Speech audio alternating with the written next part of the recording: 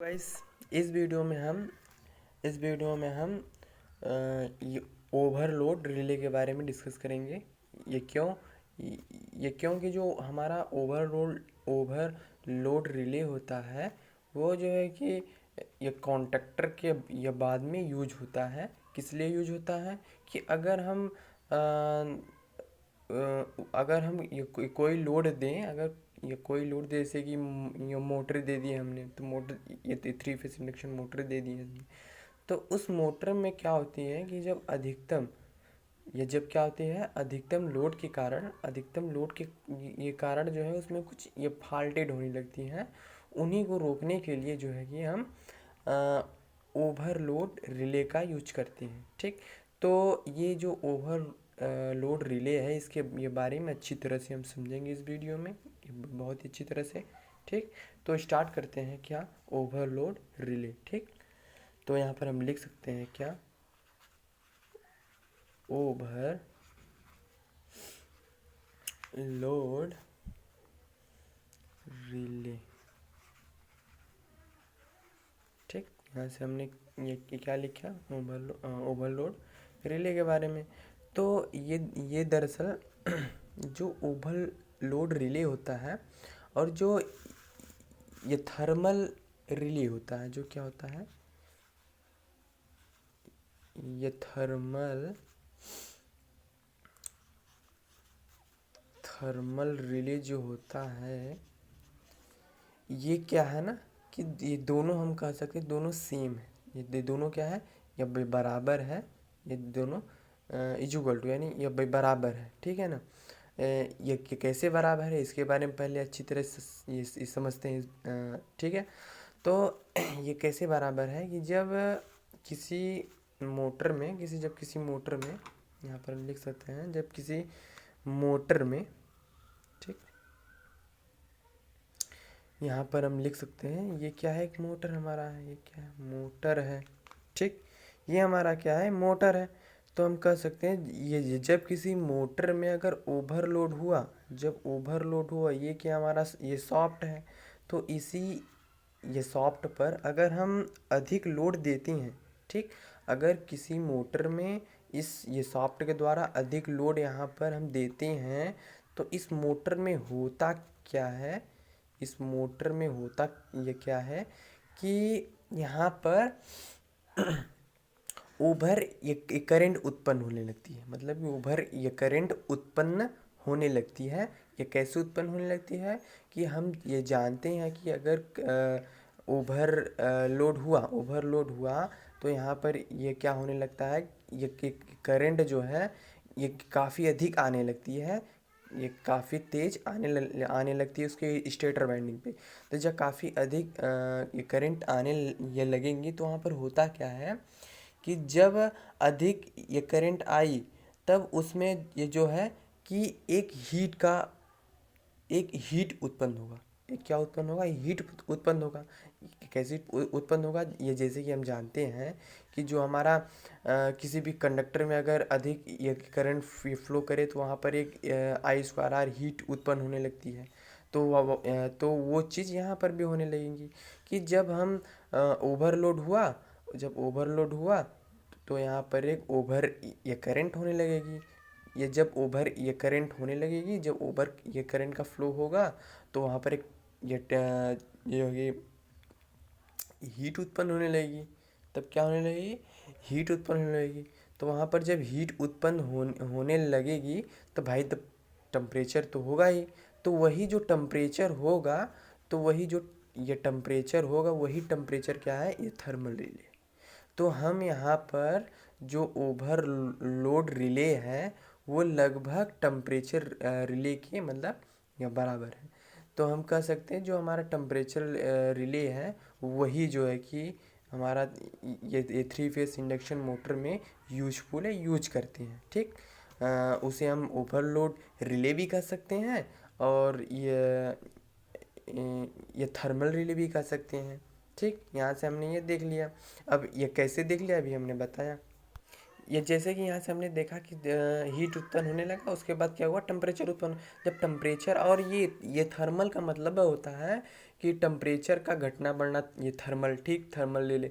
तो यहाँ से हम कह सकते हैं कि जो हमारा टेम्परेचर, वो ये थर्मल रिले को कंट्रोल करता है। मतलब कि अगर टेम्परेचर यहाँ पर इंक्रीज हुआ, बढ़ा, तो हमारा जो रिले होगा वो ट्रिप कर जाएगा, ठीक। तो यहाँ से हम कह सकते हैं कि जो हमारा ओवरलोड रिले है वो ये थर्मल रिले के क्या है, ये बराबर है। यहाँ पर ये क्या कर रहा था कि ये क्या था, ये फर्स्ट ये पॉइंट था कि जब ओवरलोड होगा तो यहाँ पर ट्रिप कर जाएगा। तो किसके कारण ट्रिप होता है, वो इसी टेम्परेचर के ही कारण क्या होता है, ट्रिप होता है। तो यहाँ पर हम थर्मल रिले का भी यूज करते हैं, ठीक। यहाँ से हमने अच्छे से मालूम कर लिया कि ये जो है कि ओवरलोड रिले, ये दरअसल इसका ये बेसिक मुद्दा जो है वो क्या है, टेम्परेचर रिले, यानी कि ये थर्मल रिले का ही यूज करते हैं, ठीक। यहाँ से हमने देख लिया। तो अब हम इसमें ये बात करेंगे किसका, ये थर्मल रिले का, कि भाई ये थर्मल रिले के अंदर का फिजिक्स क्या है, ठीक, उसको वो कैसे कार्य करता है, ठीक। तो यहाँ पर हम एक ये थर्मल रिले का हम ये क्या बनाते हैं, ये फिगर बना लेते हैं अच्छी तरह से ये समझने के लिए, ठीक। तो यहाँ पर लिख लेते हैं ये थर्मल, ठीक, रिले।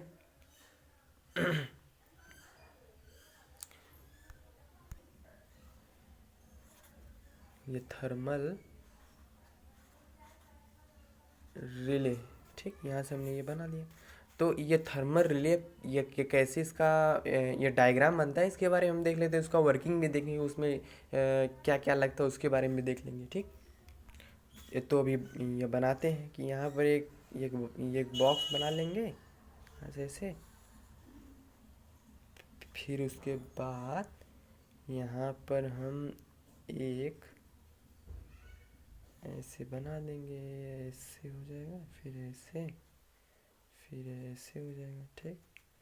फिर यहाँ पर ये एक,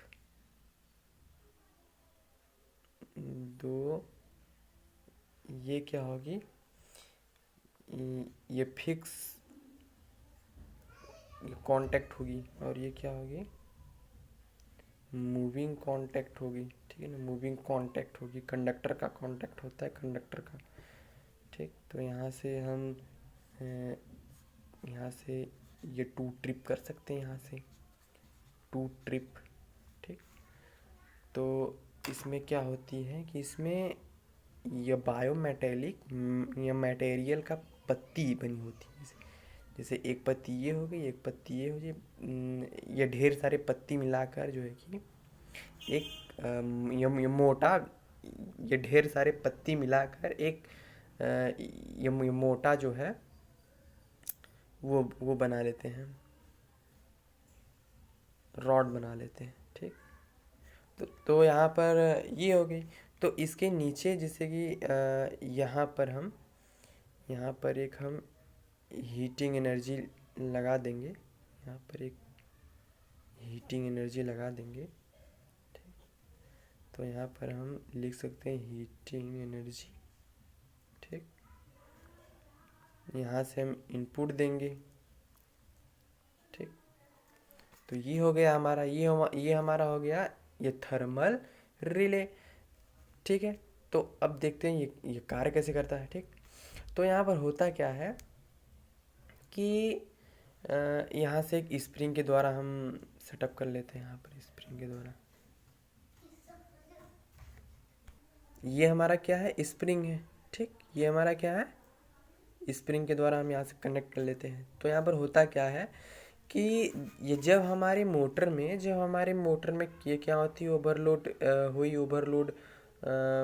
ओवरलोड का सिस्टम आया। तो ओवरलोड का जब सिस्टम आया तो होता है क्या कि यहाँ मोटर में ओवर ये करंट होने लगेगा। जब ओवर ये करंट ये ड्रॉप करेगा, जब ये ज़्यादा होगा तो वहाँ पर एक हीट का उत्पन्न होगा। जब हीट उत्पन्न होगा तो वहाँ पर एक हीट जब उत्पन्न हुआ टेम्परेचर में हुआ, जब वो टेम्परेचर हुआ तो वो थर्मल रिले हमने यूज किया। तो यहाँ पर जब टेम्परेचर हुआ, जब यहाँ पर हीट उत्पन्न हुआ तो वो जो हीट का सिस्टम है वो जो है कि यहाँ से जब स्टेटर ये बाइंडिंग पर, जो उसके ये फील्ड बाइंडिंग है, उस पर ये जो है कि ये कनेक्शन स्टेटर के साइड ये लगा होगा। अगर जब यहाँ पर ओवरलोड हुआ तो ये करंट का मान तेज हो, ओवर ये करंट भी होगा। जब ओवर करंट का मान तेज हुआ तो यहाँ पर होगा क्या, वहाँ पर हम ये थर्मल रिले ये लगा दिए। जब थर्मल रिले यहाँ पर लगा दें, जब करंट का मान मैक्सिमम हुआ, ठीक, तो होता है क्या कि यहाँ से अगर करंट का मान मैक्सिमम हुआ तो यहाँ से इतना तेज ये जो है कि हीटिंग उत्पन्न होगा, इतना ज़्यादा हीटिंग उत्पन्न होगा कि ये जो है ये जो हमारा पत्ती, ये बायोमेटेलिक मटेरियल का पत्ती होती है, वो क्या होती है, हल्का से बैंड हो जाती है। ये क्या होती है, इस हीट के कारण जो है कि हल्का से बैंड हो जाती है। तो जब ये बैंड होती है तो ये वाला कांटेक्ट इससे जुड़ जाती है और ये वाला कांटेक्ट इससे जुड़ जाती है। जब ये वाला जुड़ जाती है तो जो ये करंट हमारी आती है वो क्या होती है कि इससे जुड़ जाती है और जो है कि यहाँ से ट्रिप कर जाती है। यहाँ से हमारा जो है कि इसके आगे का और ये सर्किट है वो क्या कर लेता है, आराम से ट्रिप कर देता है, कनेक्शन को कट कर देता है। ठीक, यहाँ से हमने ये समझ लिया।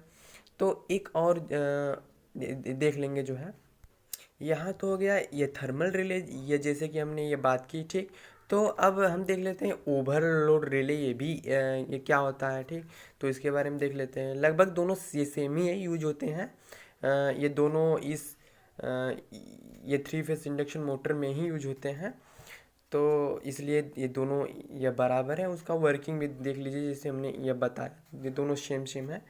तो इसके अंदर का जो हमारा ओवरलोड रिले होता है उसके अंदर का फिजिक्स जो है कुछ अलग होता है। तो यहाँ पर देख लेते हैं ओवरलोड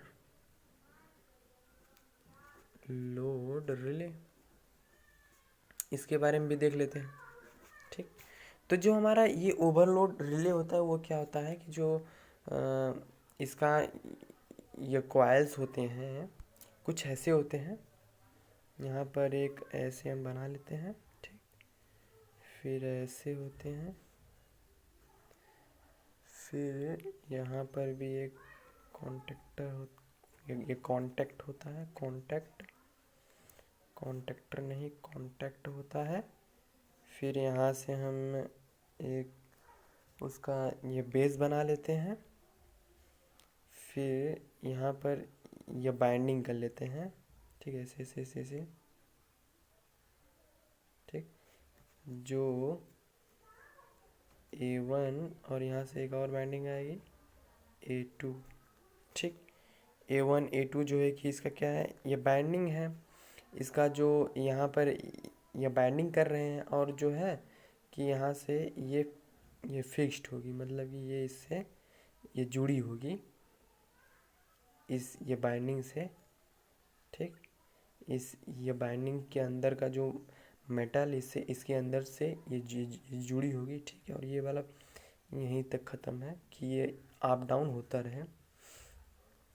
तो यहाँ पर हम ऐसे बना लेते हैं, ठीक। यहाँ पर ऐसे बना लेते हैं, फिर ऐसे बन गया, और ये वाला ऐसे बना लेते हैं। इसको ऐसे ही रहने दें, चलो ठीक, कोई दिक्कत नहीं। तो यहाँ पर होता क्या है, यहाँ पर ये होता है कि अगर यहाँ पर A1 A2 यानी कि ये कहाँ पर होता है, ये जो हमारे यहाँ से फिर होता क्या है कि जब यहाँ से हम इसके स्टेटर वाइंडिंग पर इसके जहाँ पर जो हमारा ये इनपुट था ना, इसे हम A1 A2 मान सकते हैं, ठीक। तो यहाँ पर जो हमारा ये कनेक्शन था स्टेटर वाइंडिंग पर जो हमारा यह कनेक्शन था वो भी कनेक्शन यहाँ पर हो जाएगा A1 A2, ठीक। जब A1 A2 कनेक्शन हो जाएगा तो यहाँ पर होता है क्या, जब ओवरलोड होने के कारण तो ये करंट भी होगी। जब ये करंट होगी तो यहाँ पर होता है क्या, जब ये करंट होगी तो यहाँ पर जो है कि स्ट्रॉन्ग जो है मैग्नेटिक फील्ड उत्पन्न होगी। जब स्ट्रॉन्ग मैग्नेटिक फील्ड उत्पन्न होगी तो ये प्लंजर जो है, ये वाला इससे ये जुड़ा होता है। तो जब ये वाला ये जुड़ा होता है तो होता है क्या कि ये वाला दरअसल ऊपर साइड रहता है, यहाँ पर ऐसे होता है। ये वाला जो है ये हमने ये गलत बना दिया था। ये वाला जो है कि ऊपर साइड रहता है, ऐसे रहता है, और ये वाला ऐसे रहता है। ठीक, ये क्लोज्ड रहता है, हमने उल्टा बना दिया था। ठीक है, और ये वाला नीचे वाला ये सब नहीं था, ये वाला नीचे वाला ये सब नहीं था। ठीक है ना, ये वाला नहीं था, ये वाला नहीं था, ये वाला था। तो यहाँ पर होता क्या है कि जब जब मैग्नेटिक फील्ड स्ट्रांग होगी तो यहाँ पर जो है कि खींचने लगी, जब ये वाला आकर्षण जब होने लगेगी, ये जब नीचे खींचने लगेगी ये मैग्नेटिक फील्ड के कारण, तो ये वाला जो एन सी, ये वाला क्या है एन सी, ये नॉर्मली क्या है ये क्लोज्ड है। ठीक है ना, ये क्या है नॉर्मली क्या है ये क्लोज्ड है। तब जब ये मैग्नेटिक फील्ड ये बनेंगे, स्ट्रॉन्ग मैग्नेटिक फील्ड बनेंगी, ये दरअसल इसमें मैग्नेटिक फील्ड ये बनती है जब यहाँ से हमने मोटर में कनेक्शन दी, तो उसमें ये जितना भी वोल्टेज हो तो उतना ये वोल्टेज पर ये ट्रिप नहीं करती। जब उससे कुछ अधिक या मैक्सिमम करंट का प्रवाह होता है तो यहाँ पर क्या होने लगती है, स्ट्रॉन्ग मैग्नेटिक फील्ड बनने के कारण ये क्या कर लेती है, ये जो है कि ये प्लंजर के थ्रू ये क्या कर लेती है, खींच लेती है। जब खींच लेती है तो ये वाला जो हमारा मेन कनेक्शन था, ये वाला जो हमारा मेन कनेक्शन था वो क्या कर लेता है कि अपने अपने अपने पथ से जो है कि डिसबैलेंस ही हो जाता है, मतलब ये खींच लेता है। जब ये खींच लेता है तो अपने ये परिपथ को क्या कर देता है, ओपन कर देता है। अपने परिपथ को जो ओपन कर देता है तो हमारा कनेक्शन क्या कर देता है, कट कर देता है। जब हमारा कनेक्शन कट कर देता है तो हमारा जो मोटर वोटर है वो क्या होता है, ये सुरक्षित हो जाता है। ठीक है ना, प्रोटेक्ट हो जाता है। तो ओवरलोड रिले ऐसा काम करता है। ठीक, यहाँ पर करंट के कारण जो है मैग्नेटिक फील्ड स्ट्रॉन्ग बनती है और ये खींचकर अपना जो है कि ये फॉल्ट को ये बचा देती है। ठीक, ठीक है ना। तो इसका अगर हम ये बात करें सिंबल का, तो सिंबल हमारा ऐसे बनता है। सिंबल जो हमारा होता है वो एक ऐसे बनता है। सिंबल हमारा यहाँ पर वन फेज यहाँ से हमने लाया, फिर यहाँ से ऐसे लग के उसके बाद यहाँ पर ऐसे गोला बनाकर यहाँ से वन फेज हम लेते हैं। ये हमारा क्या है, ओवरलोड रिले का जो है, ओवरलोड रिले का सिंबल है। ये हमारा क्या है, सिंबल है। ऐसे ऐसे सिंबल अगर हमें वन फेज लाना है तो ऐसे होगा, अगर हमें ये थ्री फेज लाना है तो यहाँ पर हम एक बड़ा ये बॉक्स बना देंगे। उसके बाद यहाँ से ऐसे, फिर ऐसे, फिर ऐसे कर देंगे, फिर ऐसे ऐसे ऐसे कर देंगे। ठीक, ऐसे ऐसे ऐसे कर देंगे। ठीक, यहाँ ये थ्री फेज बन गया। तो यहाँ पर वन फेज था, यहाँ पर थ्री फेज हो गया। बस यहाँ से थ्री फेज लगा देंगे और यहाँ पर जो ये ट्रिपिंग वाला सिस्टम होगा वहाँ पर ऐसे हो जाएगा, ये ऐसे हो जाएगा। ठीक, यहाँ पर एक लगा देंगे हम ट्रिपिंग वाला सिस्टम, हो गया। ऐसे जो है यहाँ पर ऐसे ऐसे होगा। ये हमारा क्या सिंबल है, किसका सिंबल है, ओवरलोड रिले का। ठीक, ठीक है ना। ठीक है, आज इतना, बाकी अगले दिन देखेंगे। आज हमने ओवरलोड रिले और ये थर्मल रिले का रिलेशन बताया और उसके बाद उसका वर्किंग ये बताया, थर्मल रिले और ओवरलोड रिले का वर्किंग कैसे क्या होता है। ठीक, ये वाला नहीं है, ये वाला कॉन्टेक्ट है, ये वाला नीचे वाला नहीं है। ये इन्वर्टर जो होता है सेम ऐसे ये कार्य करता है। जो हमारा मेन कनेक्शन है वो कनेक्शन कट कर कर अपने इन्वर्टर वाला कनेक्शन में जोड़कर अपना काम करता है। इससे में यही होता है। ठीक, ठीक है, आज इतना, बाकी अगले दिन। धन्यवाद।